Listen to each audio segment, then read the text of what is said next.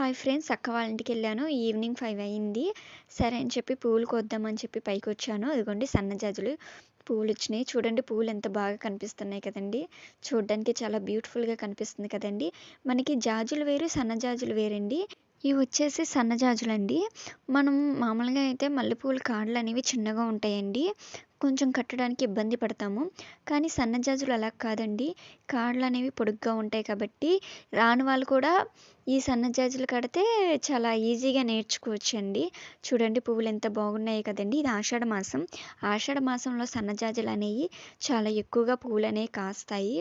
చాలామంది కూడా వాళ్ళ ఇళ్లల్లో సన్నజాజి చెట్టనేది చాలా మంది ఇళ్లల్లో అనేది ఉంటదండి. మల్లెపూల చెట్టు కంటే కూడా సన్నజాజి చెట్టే కదా ఎక్కువ వాళ్ళ ఇళ్లల్లో అనేది ఉండిద్ది. కనకంబరాల చెట్టు కంటే కూడా సన్నజాజి చెట్టు అనేది ఉండిద్దండి. చూసారా అండి మాల ఎంత బ్యూటిఫుల్‌గా వచ్చిందో. Thank you for watching. Please subscribe, like.